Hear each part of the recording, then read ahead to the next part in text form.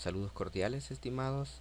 En esta ocasión, continuando con el desarrollo de algunos ejercicios de práctica en vísperas de nuestro examen parcial, vamos a llevar a cabo otro de los ejercicios propuestos.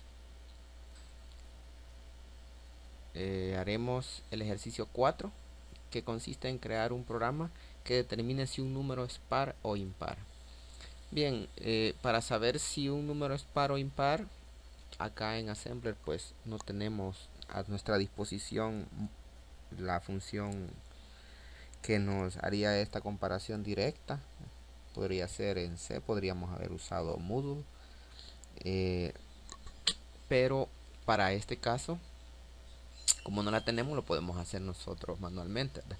Sabemos que si un número es par, cuando lo dividimos entre 2, su residuo es 0, porque al ser par pues la división nos queda exacta cuando es entre 2. Así que en pocas palabras, nosotros estamos enfrentándonos con un programa que nos pide que hagamos una división entre 2. Muy sencillo. Y si la división, el resultado de la división en el residuo es 0, entonces es par. Y si no es 0, entonces es impar. Así de sencillo. Muy bien, veamos cómo sería esto a nivel de código.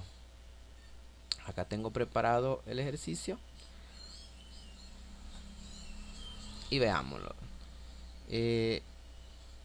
Las generalidades del ejercicio siempre, de qué trata, muy importante esto, el nombre y cómo lo vamos a ensamblar, lo vamos a ejecutar. Bien, un acercamiento por acá.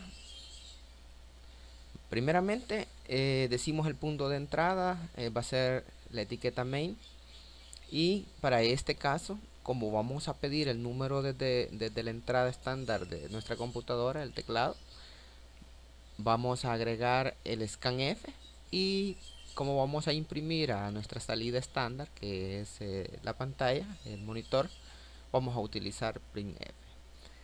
Muy bien, en nuestra sección de datos declaramos un espacio de memoria, una variable, por así decirlo, que nos va a servir para guardar el valor que vamos a capturar, entero, ¿verdad? Y lo inicializamos como 0. Si creamos el espacio donde vamos a guardar el valor de la división, el cociente, y donde vamos a guardar el residuo. La verdad es que el cociente no necesitamos guardarlo para este ejercicio, pero lo dejamos ahí para tenerlo ordenado, ¿verdad? Para guardarlo. Así practicamos. Bien, los mensajes que vamos a imprimir. El primer mensaje que vamos a imprimir es para pedir el número. Así que vamos a imprimir el mensaje, pues y va a quedar por ahí el espacio para pedir el número. Luego vamos a imprimir dos mensajes más, uno si es par y otro si es impar. Los nombramos y finalmente el formato de entrada lo vamos a utilizar para capturar el número. Muy bien, comienza nuestra sección del programa. Tenemos la etiqueta main y vamos a meter el registro, en este caso EBX, que es donde vamos a estar guardando nuestro número N1. ¿Por qué no usamos EAX? Pues resulta que EAX, cuando nosotros hacemos una división, ese registro lo utiliza la operación de la división.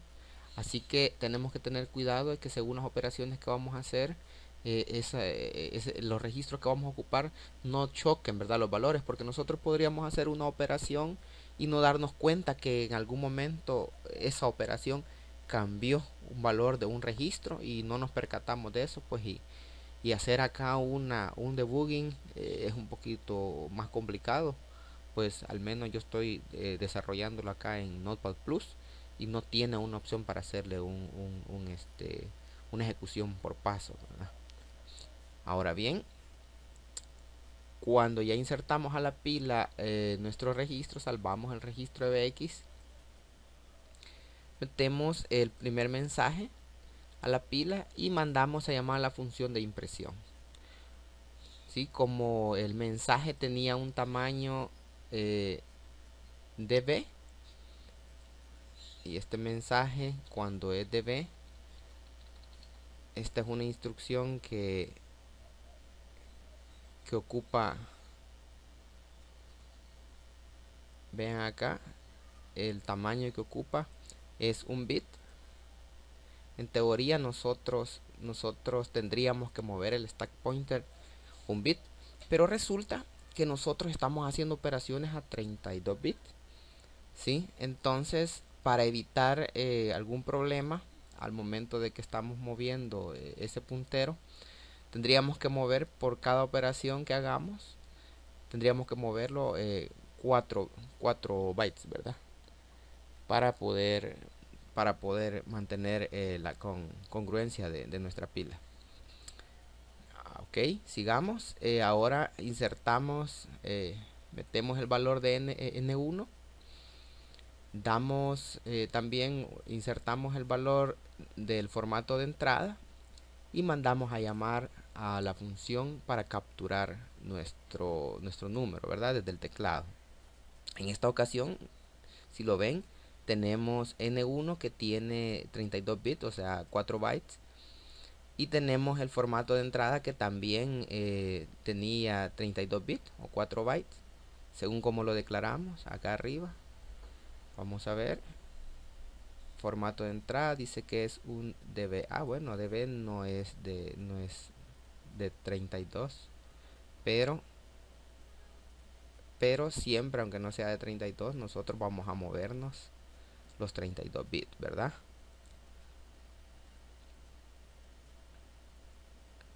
Ok. ¿Qué sigue?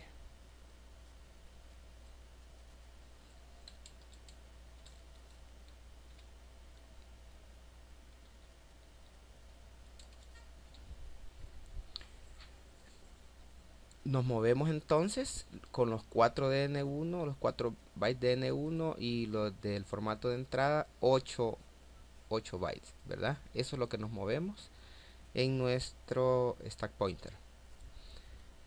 Una vez que ejecutamos ya la función scanf, vamos a meter el valor de N1 a EBX. ¿Sí? Guardamos N1 en EBX y comenzamos nuestra operación. Como les decía, la operación es una división simple. Dividimos un valor entre 2, en este caso el número que se inserta lo vamos a dividir entre 2. Entonces, para poder hacer esa división, movemos el valor que vamos a operar. En este caso N1 lo habíamos metido a EBX, y para poder operar la división movemos el valor EBX a EAX, ¿sí? Preguntan ¿por qué vamos a mover EBX a EAX? Ok, yo les decía anteriormente que la división utiliza ciertos registros, en este caso EAX, para operar. Entonces el número que nosotros vamos a dividir, el valor que es el dividendo, lo vamos a mover a EAX. Por eso es que movemos EBX a EAX, ya que EBX tiene el valor de N1 por la operación que hicimos anteriormente, ¿sí? Una vez salvado el valor de EBX en EAX, vamos a mover a EBX el número 2. O sea, vamos a darle a EBX el valor de 2. ¿Por qué vamos a moverlo a EBX y no hacemos la operación de la división de un solo entre 2? Pues resulta que si nosotros mandamos un número no nos va a operar, porque hay restricciones. Hay que ir a ver cómo funciona esta operación y qué valores permite de entrada, cómo funcionan, ¿verdad? Pues por esa razón movemos 2 a EBX. Asignamos ese valor de 2 a EBX. Bien, preparamos el registro EDX con extensión de signo en esta instrucción. Y ahora hacemos la operación, ¿verdad? Decimos idiv EBX. ¿Qué es lo que hace esto? Vean, acá puse una operación, ¿verdad? Eso es como que nosotros hayamos dicho que EAX va a ser igual a EAX entre 2, ¿sí? Les decía anteriormente que el registro EAX va a ser el dividendo y pues acá lo que le mandamos es el divisor, ¿verdad? En este caso sería 2. El cociente se va a almacenar en EAX y el residuo se va a almacenar en EDX. Ya estos registros están listos para esta operación. Funciona así siempre. Entonces, como nosotros sabemos que esos son los registros que guardan la división, tanto el cociente como el residuo, almacenamos, ¿verdad? EAX, que es el resultado del cociente, lo vamos a meter en divi, y EDX lo vamos a guardar en el residuo. Realmente a nosotros solo nos importa el residuo. Eso es lo que nos está importando. Muy bien. Limpiamos EBX, lo vamos a dejar con un valor de 0 para poder hacer una comparación. Decíamos que si el residuo es igual a 0, entonces el número es par, ¿sí? Ok, entonces nosotros pasamos a la comparación. Pasamos a la comparación. Aquí vamos y decimos CMP EBX. Estamos comparando 0 con resi, que es lo que resultó del residuo de nuestra operación, de nuestra división. ¿Qué va a pasar? Si 0, si la respuesta de esto es que son iguales, si eso es 0, si no es 0, va a saltar a impar. Podríamos haber dicho que si es 0 haga una operación, o que si no es 0 haga otra operación, ¿verdad? En este caso, ¿cuál de los saltos condicionales vamos a utilizar? Eso va a depender de la lógica de cada quien. Para este caso se comparó el valor que está en resi con 0. Si son iguales, el resultado de eso sería 0, ¿verdad? Y si no son iguales, pues entonces el resultado no sería 0. La condición de salto dice que si no es 0, salte a impar. Vean, entonces si no fuese 0, supongamos que metimos un valor 5, se divide 5 entre 2, pues nos daría una división de 2 como residuo, 2 como cociente y 1 como residuo. Haría una comparación. Si 0 es mayor o igual, hace la división ahí, hace la resta ahí para la comparación.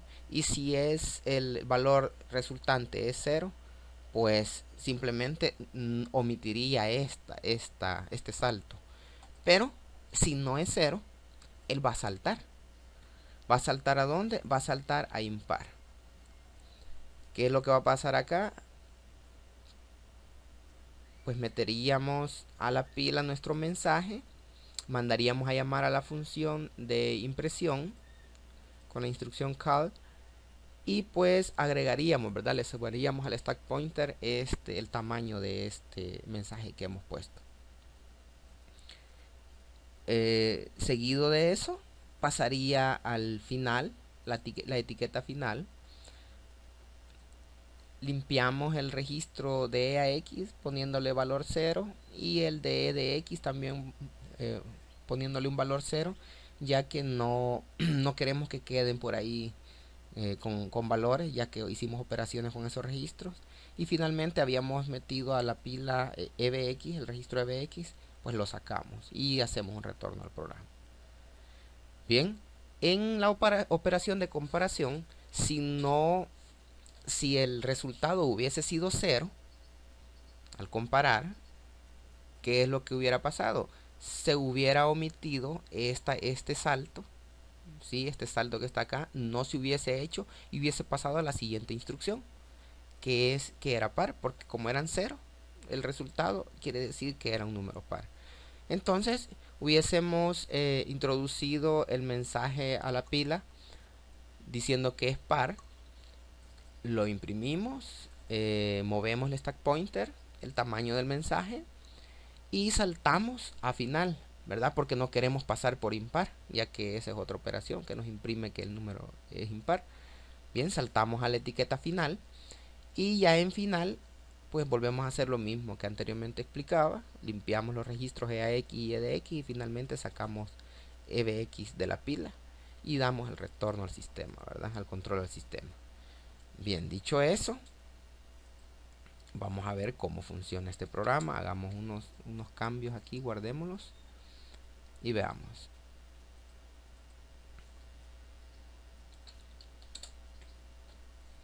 Bien, compilamos NASM -F Win32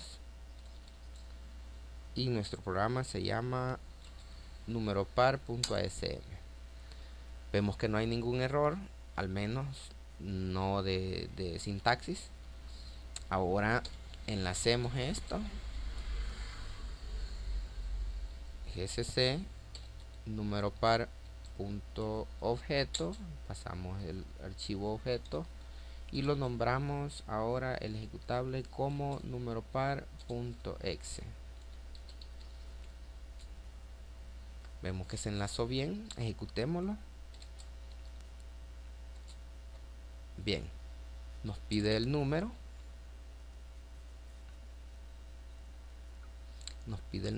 Vamos a poner el número 5. Efectivamente nos dice el número digitado es impar. Ok, volvamos a ejecutar entonces el mismo programa. Metamos ahora 100 y vemos que 100 es un número par. Así, de esta manera llevamos a cabo este programa.